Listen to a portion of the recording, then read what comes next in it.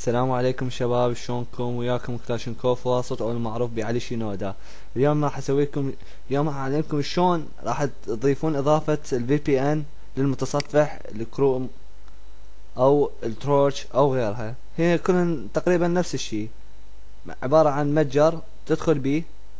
هسه نشوف هاي اضافة دوت في بي ان. هسه نضغط على علامة التبويب، نسوي وحدة جديدة تظل لحد ما تطلع لنا.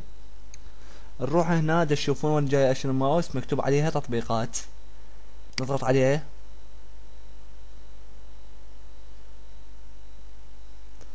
راح تطلع لنا هذا الاختيارات. ندخل على ستور، هي نفس الايقونة هم بالمتصفح الكروم بس هنا تختلف.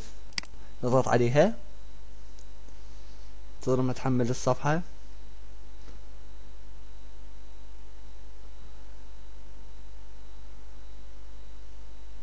يلا حرامات شاي ماكو. عدلوش المشاكل يصيرون من شاي لكن يقولوا زقلبوت ليش هيك عدلوش؟ ليش وانا احبك؟ هسه لحد ما تحمل الصفحة حتطلع لنا نتائج عدل. نزفت مكيفين احنا بالعراق عندنا نت، حزون عندنا نت. نكتب في بي ان وننطي انتر، مجرد 3 حروف في بي ان. راح تحول للصفحة تحمل. هاي الشغلة انا اتأكد بعد يمكن ربع ساعة زين اذا حملت. يلا يا معود، علامة تنتظر.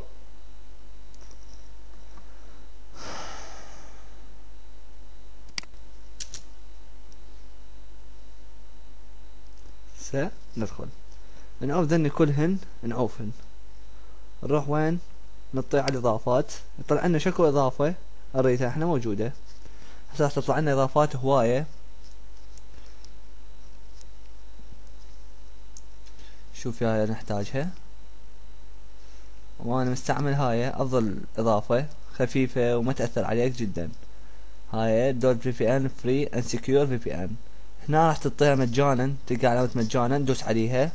بين ما تحمل يتحقق من عندها المتصفح تطلع لك مربع حواري يقول لك هل تريد بإضافة هذه الإضافة؟ تعطي نعم. راح ينتظر لحد ما تطلع عندك، راح يعطيك إشعار بأنه انضافت هنا. ما راح تطلع لك من أول ما تنصبها تطلع لك عليها علامة حمراء ما مشتغلة. تدخل عليها يقول لك ضيف ايميل، تعطي اي ايميل انت عندك وتعطيه الباسورد مال الايميل، لا تخاف ما ياخذه ابد. راح يتفاعل عندك. شوفها هسه نوصل علامة الزرقاء عن اشتغل. هسه هو مشتغل. وهنا باعدادات يعني تريد يا منطقة. هسه اني هنا كندا، المانيا، فرنسا، يابان، وهاي ما اعرف شو اسمها، سنغافورة، اسبانيا، السويد، وهاي من نسيتها، روسيا، بريطانيا وامريكا. اني لين استعمل ثغرة الطفل دائما اختار بريطانيا. واتمنى استفادتم من الشرح، يا رب تكونون هكرية، وهذا اهداء خاص لاصدقائي ما اضيف اي واحد. وشكرا جزيلا للمتابعة. باي.